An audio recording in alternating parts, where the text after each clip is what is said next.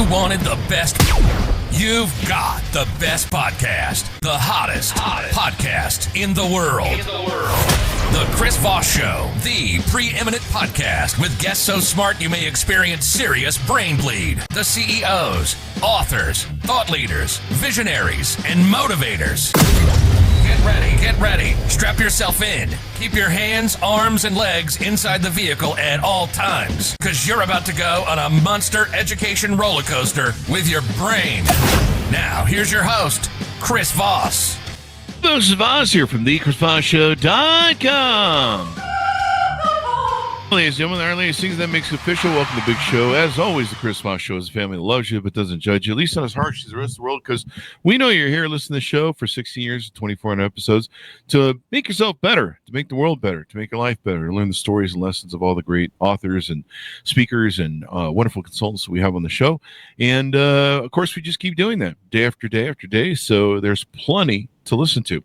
Go to goodreads.com/Chris Voss, linkedin.com/Chris Voss, Chris Voss 1 on the TikTokity, and all those crazy places on the internet. Opinions expressed by guests on the podcast are solely their own and do not necessarily reflect the opinions of the host or the Chris Voss Show. Some guests of the show may be advertising on the podcast, but it is not an endorsement or review of any kind.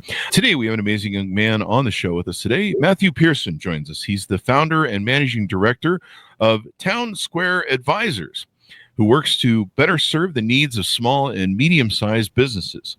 He's a certified M&A advisor and M&A professional. His tenure includes buy-side M&A experience, leading multiple private, equity-backed global corporate development departments, including IDG, Blackstone, Vista, and TA Associates. Additionally, he worked on a sell-side, middle-market focused investment banker as vice president with Capstone Partners and boutique advisor to Tully and Holland. He also worked with startups, growth stage companies like Breakaway Innovation, and hybrid VC strategy firm. A hybrid VC strategy firm. Got a camera right there, so fighting around it. Welcome to the show. How are you, Matthew? I'm doing well. Thanks for having me.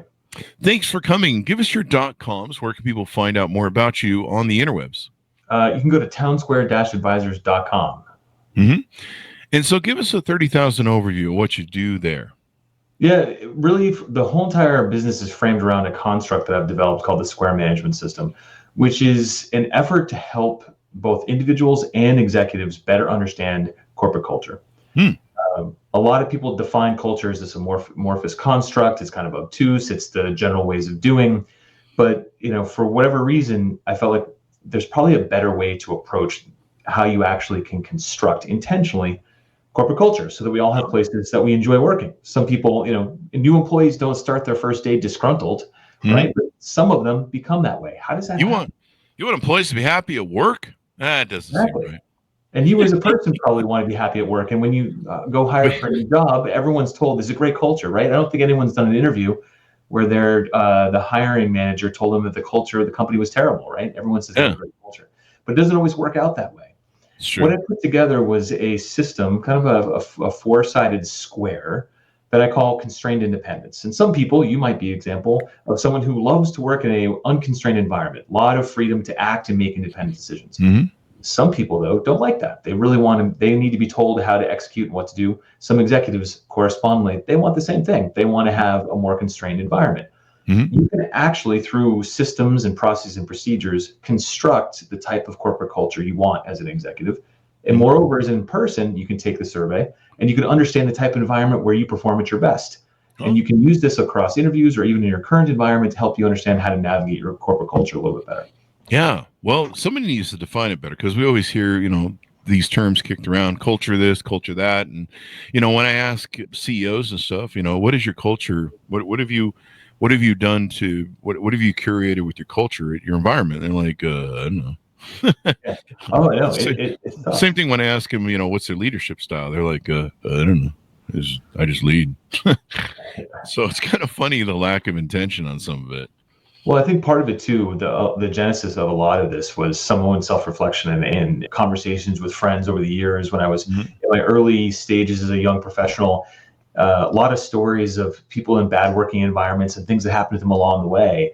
And at some point I started realizing that some of those bad working cultures had executives who had been there for 20 plus years and loved it, thought it was great. How does that happen, right? How do you have two people in the same environment, one loves it, and the other person can't survive? There is a method to that madness, and you can use the system, the what I call the 4 I's. There's 4 pillars. One is identity. That's the starting point. Who is this company, right? The other is instruction. How do you actually receive information around how you're supposed to work in a company? Third is intercommunication. How do you communicate with people? When, how, and where do you actually communicate? How often do meetings happen? Do you have to be in person? Some people don't want to go to an office at all anymore, especially post-COVID. They like working at home. Other people are forced back in. That changes the culture. And last, information feedback. How do you actually then learn about who you are, how you're actually working? That creates the square. How tight that square is the degree of constraint on your independence, your ability to action your own independent thoughts, right? In a world, you can't go to work someday and just do whatever you want. You have rules and regulations around what you can do that prevents you from walking around and being difficult or doing the wrong things. Yeah, they came up with the rule that I can't walk around naked in my underwear anymore in the office. And I'm the CEO. So what's going on there? That could be a new policy that you put in. HR says I can't do that anymore. But no, I mean we have had a constraint system in our office for years. We just chain people to the desk and we don't let them loose in the environment. Most everyone's chained to the cubicle, right? That's legal, right? Isn't it? I think. I don't know. I'll check with the attorneys. Anyway, we don't give them phones either, so they can't call 911 and get help. But that's just how we roll. So this is really interesting. You're right. I've seen this with leadership where there are people who they need more leadership, and I hate to sound negative, but kind of almost babysitting. They need more. I think you said it better than I did in my choice of words there. And then there are people that, you can basically let them be serial or entrepreneurs entrepreneurs in your company. And you can let them run around, do things, make improvements, et cetera, et cetera. Right. People need to know kind of what decisions they can make, right? They need that freedom to express themselves, to be creative, to feel like they're part of the equation, but they can't make endless decisions, right? Then that would make the company go sideways in terms of whatever you're producing. Delivery standards have to be met, product quality has to be achieved, and you can't walk around naked in your office either. So you got to have some level of constraint there. I know, crazy thought, but in order for culture to work really well, the person has to be almost aligned to the company, right? Your way of doing, my way of doing have to map to the company. And that's how great culture exists. It's really that simple. When you are, for example, the person who wants to sit in a beanbag and have your laptop on your chair, you wouldn't really survive in an environment where you had to go in an office wearing a suit. And that might be a high level example, pretty simple. But if you really step back and look at all the processes and procedures, all the ways of work that people do, if you kind of take this 40 element survey and you actually pick the different choices around how you choose to operate your business, you will put together a construct that allows this natural culture to evolve. But you're intentionally designing, you're choosing to constrain the people in the way you as an executive team or a CEO would want your company to operate. And then if you intentionally hire people and onboard them in alignment with all those policies and procedures, you're bringing in people who are actually going to fit the culture that you want. Right now, the common practice is best of places to work, right? And that's a broad, generic term. And the general thesis is, hey, this is the best place to work. Chris, you should succeed here. This is such a good place to work. It should work for anybody. But that belief sidesteps what you, Chris, think is a good place to work, right? You're out of the equation at that point. Definitely. And if you don't succeed there, are you a bad person? Probably not. You're a great guy. So, it's not on you, right? You just didn't quite fit. But how did you know? You didn't know. And if there was a way to know better the working environment that you would succeed in by taking the survey, by walking through the questionnaire, you would say, hey, maybe this isn't a place I'm going to be successful, and you'd self-select out. Correspondingly, hiring managers would say, hey, maybe Chris isn't the guy. He's not going to work here. He doesn't want to go wear a suit and sit in an office every day. Yeah. I mean, I thrive better in organizations where I was a leader, where I was a manager, where I could innovate, where I had some carte blanche at being able to do that. My last big company I worked for, I had a title of an entrepreneur, entrepreneur, instead of entrepreneur. And I had carte blanche to wander around the company and look for inefficiencies and adjust those inefficiencies, carte blanche too. And so it worked really well for me. But I remember when I was young, I went, I was an aspiring young man. I wanted to own a company. I wanted to be a CEO someday. I'd already started a few small companies, but they hadn't hit the success yet. And I remember I went to apply for a job at, I think, a company called Rent-A-Center. And the CEO was doing all the interviews. It was funny. He handpicked his interviews, at least at that time. And I believe it was Rent-A-Center. It was one of those rent-a-furniture joints. And so I was in there doing the interview with him. And, he told me about all of his success and how he built the company and yada, yada, yada. And he goes, so what does your future look like? What do you want to do? And I was really impressed with his story. And, he was the type of guy that I always dreamed of becoming when I grew up. And so I said, well, I want to be like you. I want to start my own companies. I want to do my own things and all this stuff. And he looked at me and he said, well, that's great. He goes, hey, go for it. But he goes, you're not going to fit our culture of our company, because we need people who are going to, be preferably lifers here. They're going to come to work for a long time. They're going to be those constraint people that you reference. Yeah. And he could identify that I was that free bird who had to go fly free. I mean, that's why I've worked for myself since I was 18, because I don't play well with others, I guess, or something. I don't know. They don't let me in the rooms. That's all I know. So I knock, and they go, stay away, go away. So, and then there's restraining orders from that too. So anyway, a great example though of that was an environment where he didn't want free thinkers. He wanted experts, right? Yeah. I had a similar story where it didn't happen to me, but it was in an office where there was a junior staffer who would come in and he was getting yelled at by the CEO, and the CEO just said to him, I don't pay you to think, I pay you to do. Wow. And that's a very clear example of a scenario where someone really isn't, free bird at all. Like they are chained to that desk. Yeah, sounds like the slavery office setup we have here, where we have people chained to our desk. We pay you to do more. Exactly. Yeah. But it's a great example though of just trying to, being aware that someone's not going to succeed in that environment. It happens more often than I think in business than people realize, because they do try to get. When you get down to it, most people in hiring right now, it's kind of commoditized. At the end of the level, you got maybe 3 or 4 people. They all have the same level of skills. They are all smart. They're all going to be able to do that job well. And people kind of double down and they say, okay, we're gonna pick this guy based on culture fit. But they never actually assess their own culture at the company. They're kind of making a gut check, like, yeah, I like that guy. He's going to work, or she's great. She's smart. She'll do well here. But they've never really taken the effort to quantify what that means and actually write down, like, well, what is our culture? What are all the pieces? What are the component parts? What do you expect of this person?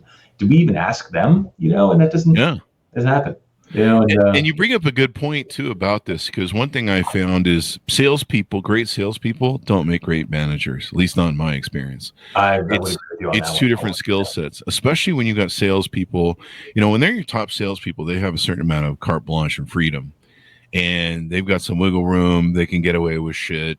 You're like, he does do cocaine in the evenings, but he sells the shit out of everything in the daytime. So I guess we'll let that slide a little bit. Stuff like that. Jokes. But you put them in an environment where it's very rigid. They're got to babysit other people. It doesn't always work well. And so there's that difference between, like you say, the constraint and that kind of freedom. And most great salespeople that I've ever worked with, they're used to having a lot of freedom and carte blanche to be able to do what they need to do. It kind of reminds me of, in fact, maybe all the characters, but it kind of reminds me of Glenn Ross. If you remember, Al Pacino was the top salesman. He had the freedom to, take people out to bars and probably an expense account for it. And he's out there hustling and drinking. And meanwhile, maybe the men who really need a constraint job, they're sitting in the office bitching and then Alec Baldwin comes and yells at them, and the classic scenes and all that stuff. And so that might be a good example of, where some people, they need that constraint. Some people don't. Exactly. And it's not just how you're instructed or what decision rights you have in terms of, it's other things too. It's the nature of where you work. A lot of people confuse culture for, the ping pong table, the beers on Thursdays, right? That's part of it. That's intercommunication. That's like how you interact with people. One of my earlier jobs I transitioned in to a company, and I was moving. I'd moved from Colorado, where I was working, to a job in New Hampshire. And it was cold, obviously. It's cold up in New Hampshire. And the CEO at the time said to me, hey, we were trying to save money. Turn on the heat in the morning and let the employees kind of hear the heater go on and the air trickle through the heater. But around like noon, shut it off. And by about 3:00 in the afternoon, people are sitting with blankets on. They had gloves. It was freezing, and you couldn't work. He's like, yeah, we'll just save money that way. And every other light in the hallways was turned off, so it was kind of dark, as you walk to the bathroom. Wow. And so that's part of that intercommunication. People didn't really talk to each other. It was a very kind of quiet office because there wasn't really a fostering environment of communication and connection. It was just very dark and separate. And so for me, we're just mean. We're like Johnny Carson and Dave Letterman. We keep the audience in the theater freezing cold, so people stay awake. Yeah, and take the heat off at the same time. Yeah, the chattering, and I have a secret room too. That's a Letterman joke. Anyway, I'm not sure what goes on in it, but I love David. He's awesome. One of my idols. But the chattering of teeth helps people keep awake. We found in the office. And their staff are still there, though. They must love it. Well, they're chained to their desk. Thanks for setting me up down the walk on that one. I appreciate that one. You led me right down the path I was heading towards. So tell us about some of the services you do there. What are some of the things that you help people understand, what you call the Square management system, some of the M&A advisory you do in business consulting? Yeah, happy to. So the whole business is framed around the Square management system because depending on what you're coming in for, which a lot of it is just general boutique consulting for middle market businesses, whether you need sales and marketing support, you're going through organizational change, or you need to understand why your business isn't operating to the full degree. The Square management system is framed around those four sides, those four eyes. Each side has 10 elements. And a lot of the work there is to have identification of where maybe your operating procedures are misaligned in the company.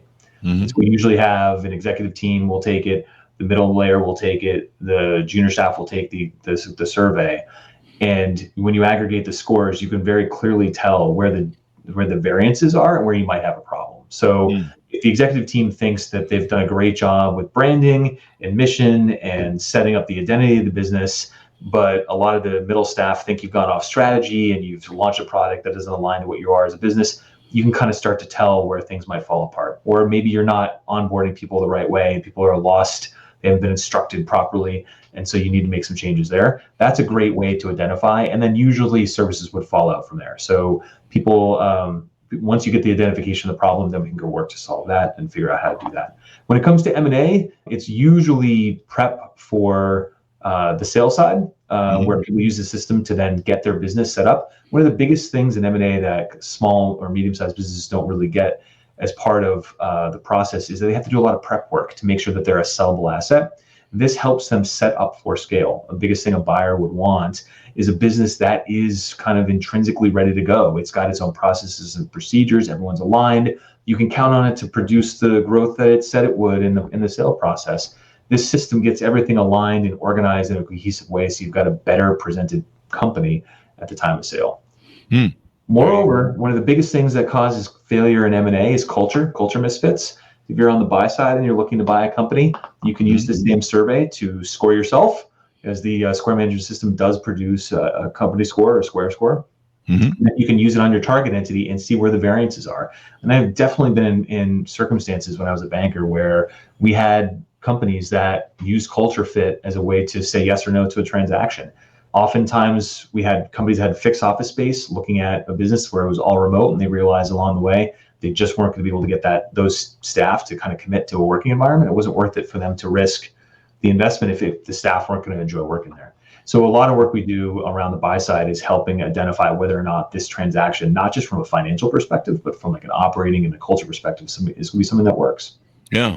I mean, there's a lot of people that do mergers and acquisitions that they don't fit well. I think the Time Warner is the infamous one, isn't it? There are a lot of failed M&A. I think because people like a lot of times what happens, having been around mergers and acquisitions for a long time, people get deal fever. They're all so excited about the deal. Let's get the deal done. And they start losing sense for what drove the interest in the first place. And culture post-close, all the financials, you put any number on paper, it's not hard to do. But if you can't achieve any of the revenue projections, if you can't get the cost synergies to work, the deal's going to fall apart. And culture is a big reason about whether or not you'll actually be able to realize what you put on paper.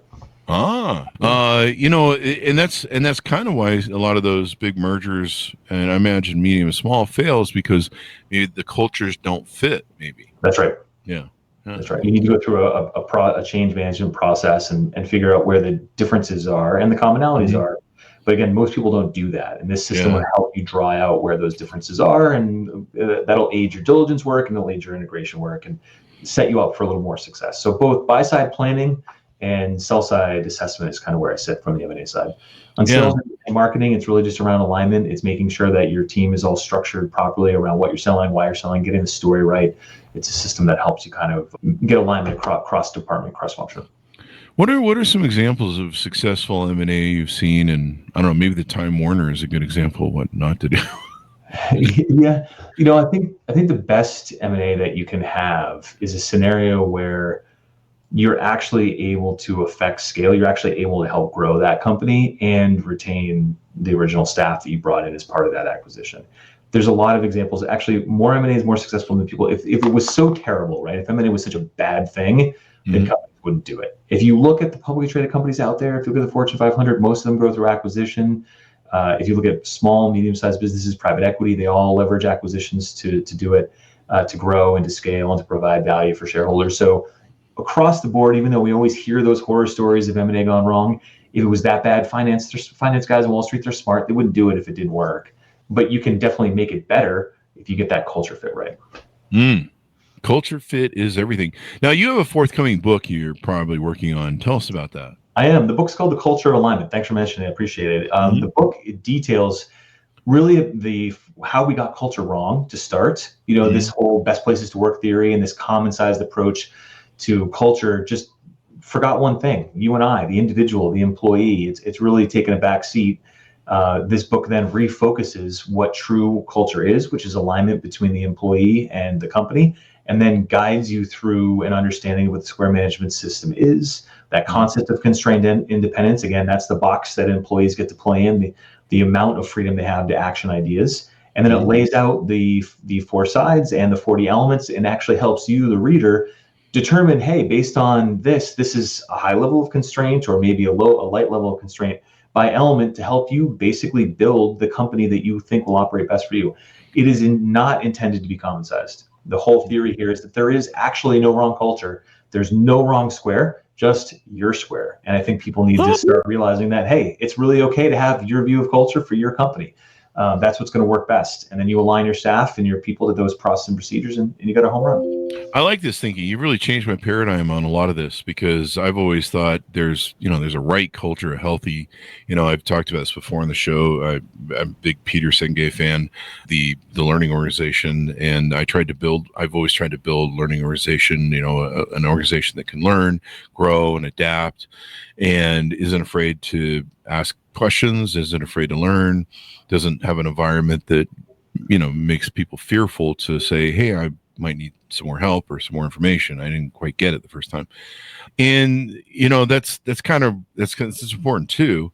But, understanding the constraint system is a really big deal, because, as a leader, do I have to kind of apply that to certain individuals? Because I know there's sometimes, like I talked about, some of my top salespeople, they don't have a leash, man. They're just off doing whatever. All is they bring in, it's the 80-20 rule. They bring in 80% they're the 20% of bringing 80% of your results. But then the other 80% that bring in the 20% of your results of your people, sometimes they need a little more babysitting, even if they're salespeople. I mean, there's some, you kind of have to ride them a little bit more. Yeah, it's a great question if there's variances. The answer is really no. You're either in the box, you're in that kind of square, or you're out. And companies do need to have the constitution to go, hey, this person's probably not a fit. Now, the whole point of the box is to allow people to bounce around. Let those salespeople go do what they got to do. But they got to be able to do what they want to do within some guideline, right? They can't just do everything, right? Otherwise you got chaos.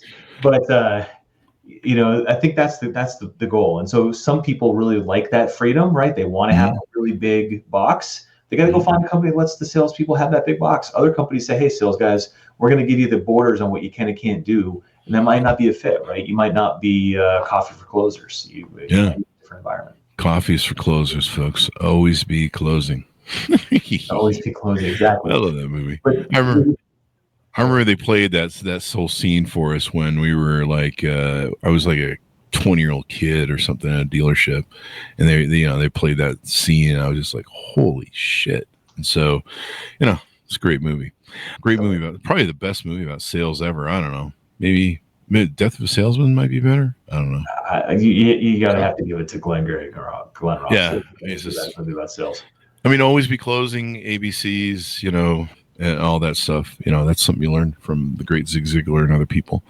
What haven't we touched? And on the book, now, how can people find out about this book? It's not on Amazon yet, so we didn't start off with it. You can go on townsquare-advisors.com and learn more about the Square management system and take a free quiz, actually, and to get a little bit of a taste for what your preferred working environment may or may not be, or if you're an executive, learn a little bit more about maybe how you'd like to preferably construct your organization. And you can sign up for an advanced copy of the book when it actually works through publication. There's a process to do that on the platform as well. See, I want a beachfront containment style. I want to be contained on a beach in the Bahamas and do nothing except drink margaritas. Is that in your book? It's not. You could definitely put the margarita on the book as a coaster. Oh, as I read it. See, as you read it, yeah. That's really what I want to do. That's what I'm after. But they haven't fired me from this job yet. Probably because I'm the guy who does all the firing. So I'll get around to me eventually. I'll eventually run out of firing people and have to turn on myself. That's usually how it goes, I think, doesn't it? There's no one left here to fire. Damn it. I guess I'm fired. So what else? Who's your prospective clients? Who are the people that you who can do business with you? Or, some people, they only work with Fortune 500 companies or high-level C-suite executives who make X amount of dollars. What are your prospective clients if they're out there listening? How do they know if they fit your model so they can call you? And yeah, I think it's a great question. The most people I work with and I prefer to work around is that lower middle market, the small, medium-sized business. The company was designed for that level of business that needs maybe a different style than maybe you get at enterprise. I'm not as applicable there. I enjoy working with the companies that probably haven't thought around how to organize and operate their business the right way. On a very simple, actionable, easy to digest way of doing it. The book is not full of research. I don't boast, taking a startup public. I haven't invented a widget. It's really an exercise in I even call it a pocket guide, not a book, because I want to make it easy to read. It's something you can action, digest, and follow, implement really quickly, and kind of learn maybe a little bit more about yourself. So the book is written from the perspective of an executive and people who lead organizations. But honestly, this is great for employees too, want to learn a little more about themselves and maybe where they can actually perform at their best. And so it is dual purpose in that sense. And I see on your website you have a short quiz where people can figure out their individual self-assessment quiz or their corporate self-assessment quiz. That's right. Yeah. If you're curious about, hey, I've never really thought about the kind of environment that I actually perform best in, and you want to take a free quiz, go on the website. You can answer 10 questions. If you're curious and you want to actually do the whole 40-element questionnaire, you can do that too. And if you're an executive and never thought about that processes and systems actually create the culture, you can be really intentional about designing a high trust and high performing organization. Take the corporate self-assessment and learn a little bit more about how you'd want your organization to be constructed. And you can also take the same survey and actually start to implement an action against those ideas and learn more about maybe how you can create a better, scalable, faster growing business. That's the whole point, right? Yeah. In fact, I took the test and it said I should quit bothering everyone, go get an island and just go live and die on it. You got to go buy an island. It said don't just give up. No, that's what it told me. So I didn't score very well. I might take it again and see how it goes. One thing I do see on your website is experience the Square management system. So I can see a graph of this. There's the 15, 10, 10, 12. Those of you need to go to townsquare-advisors.com to understand what I'm talking about at the bottom of the page. But do you want to tell us a little bit about how this works? I see information, feedback on one angle of the square, one side of the square, identify, instruction, and intercommunication. Yeah, those are the 4 sides of the square. And that's an example of someone's output who took the test, just to give it some level of okay. So the first element in the 4 sides of the square is identity. And that is kind of who you are as a company, or and some people as a person, if you're taking it, they really need to be engaged in mission. They're going to be more interested in the mission and the vision of the company. They're going to be more attracted to that component. Instruction is the nature of how you communicate the processes, the systems, the procedures, onboarding practices, things like that. Intercommunication is how you enjoy interacting with your colleagues. Some people really want a formal environment. Other people want a loose environment, a deskless environment where you just go sit down. Other people need a desk. Do you go to a meeting every day, or do you go to a meeting once a week? So that's how the nature of intercommunication. That's the aforementioned ping pong ball and the beer on Thursday, happy hour on Thursdays. People usually associate that with culture. That is actually just one element to intercommunication. And then you have information feedback. That's your reviews processes and how the company learns and employees learn about how they've been doing to keep everything aligned. Those four elements each have a score, and each of them can be highly constrained or lightly constrained, or even just in the middle as moderate level of constraint. In some, they produce a score, and that score is your independent score. That is the degree of independence you prefer, or your company would prefer to have. Let me ask you this. How does this work with remote, or how do you see this working with remote? Because with remote, you kind of, even if you like working in a constrained environment, there's some challenges there because you're not really constrained at home. I'm sitting around in my underwear half the time, wandering around, I don't know, eating cereal half naked. We all do that, right? I mean, working at home allows you to, wear shorts and flip flops behind your desk, right?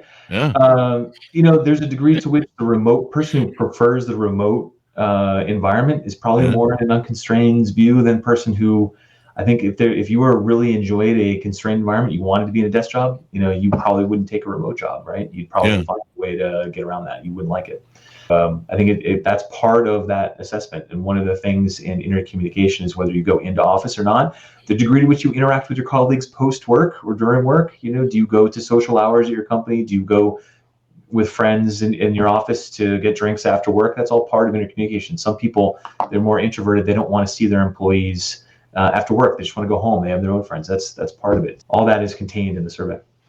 You make an interesting point there. Do you find that sometimes the containment is more beneficial or adherent to people who are more introverted? Because, top salespeople that get freedom, they're pretty big extroverts. They'll make friends with everybody. That's how that's the way they act, right? But but all salespeople still need borders on what they can and can't sell, how big of a discount they can give, how much they can put together in a package, how they have to create it, right? They still need that. And actually, you'll find a lot of salespeople, as gregarious and outgoing as they may be, and all over the place related to how they get stuff done, what they actually sell. Sometimes the best guys just need someone to tell them how to negotiate for them. So they might get, usually when I managed salespeople back in the day, I would say, hey, listen, this is what you can do from a discount here, and this is what you can and can't include, and you can do whatever you want. And that's kind of how you'd use that box of preference, again, that square. You give the salespeople a square. This is the mins and maxes and what you can negotiate, and you can navigate that box.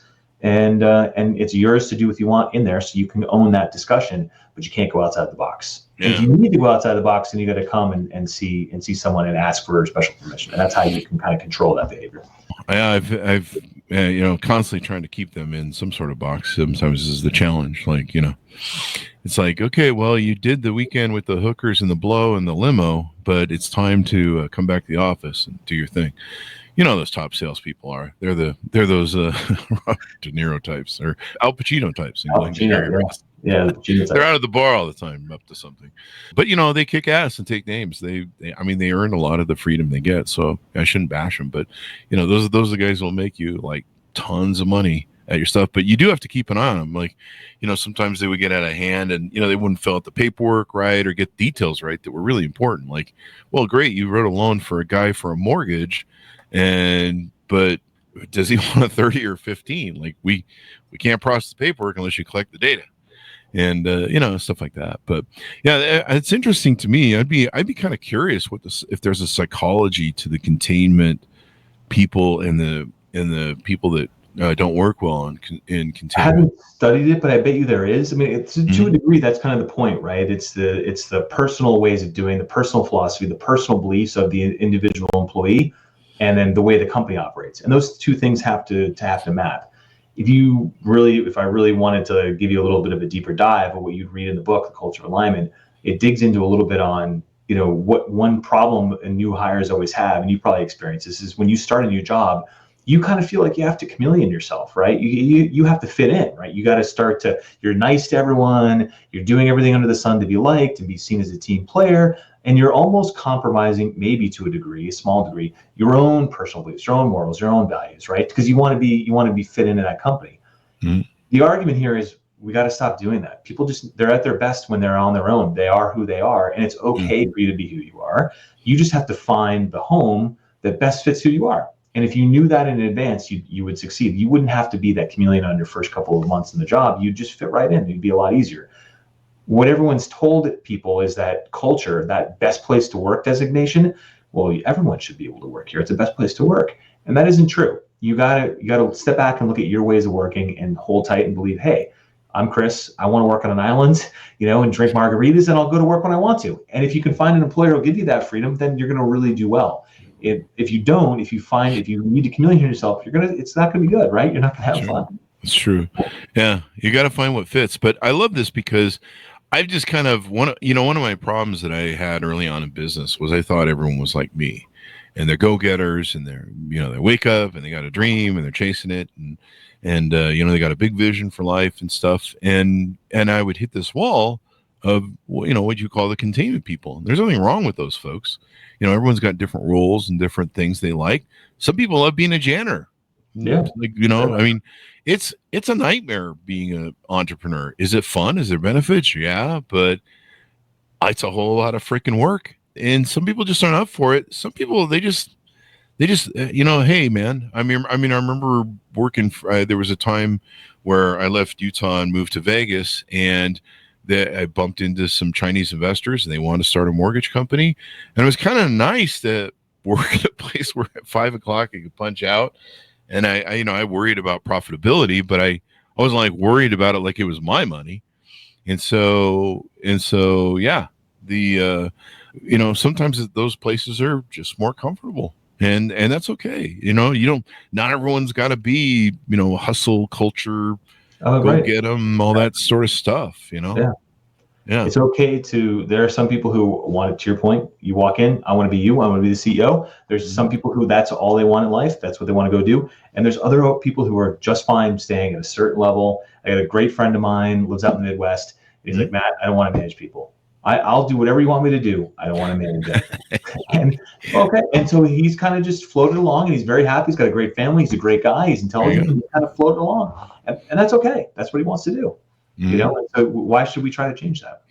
Yeah, I mean, you want people that are going to fit your organization. And this kind of comes into inclusivity, DEI a little bit, finding what people can, what works for them, what brings out the best in them, because that's what you want. You hire people, you invest in them, you want the best out of them, because, if you don't want the worst out of them, I mean, I've seen that movie. Exactly. So, yeah. Well, go ahead. The whole point of the book is that if you're a C-suite executive, you're a CEO, and you want to create a high trust, high performing organization, you got to let people make decisions, right? You got to let people action their own things, be innovative, right? That gives them a sense of belonging, sense of ownership in the process. If you control too much, then to your point, they're not going to go out there and create, and they're not going to go out there and effort. They're just going to float along and wait to be told. That's slow. That's kludgy. That's not going to get high scale, high performing team done. When you're allowed to make your own independent decisions within that, again, those borders, what do you trust? Especially if everyone's been trained the same way, you trust everyone else to make the same decisions alongside you. You don't have to ask anymore for permission. And that gets you to a faster, higher performing team. So the whole point of this book is to create culture, to give people that sense of belonging, the sense of trust, the sense of ownership to then scale that business and move along. You bring up a good point. People are more satisfied in the organization and more comfortable. And so by having these systems that can identify them, then you're just not looking at like, hey, let's kick people out, and hey, let's do this and that, and so there's that. So fun is fun. So as we go out, give us your final pitch and what you think. Well, I appreciate the time to chat about it. Listen, I think everyone should go on the website and take the quiz. You do yourself a lot of favor to learn more about the environment that you do well in, and I bet you'd be surprised if you take the quiz. It's probably not going to be what you think. And most people I know who've taken this test have been a little surprised about where their preferred working environment is. If you're an executive listening to the show and you're trying to figure out why we have so much churn or why are we not scaling, take the corporate self-assessment, figure out a little bit more about your preferred working corporate structure and see if it really maps to who you are now. What are your true operating characteristics? I guarantee you it's probably different than you want it to be. And this system will help you fix that. And that's the point, is to get everyone back aligned, get that employee and that company aligned so we can all have more fun at work and do well together. Well, we certainly appreciate it. Thank you very much for coming on the show. Give us your .coms as we go out, Matthew. Yeah, it's townsquare-advisors.com. You can find all the information there. Thanks for having me. It's been a blast. Appreciate it. Thank you. And thanks to our audience for tuning in. Go to goodreads.com/Chris Voss, linkedin.com/Chris Voss, Chris Voss 1 on the TikTok and all those crazy places on the internet. Be good to each other. Stay safe. We'll see you guys next time.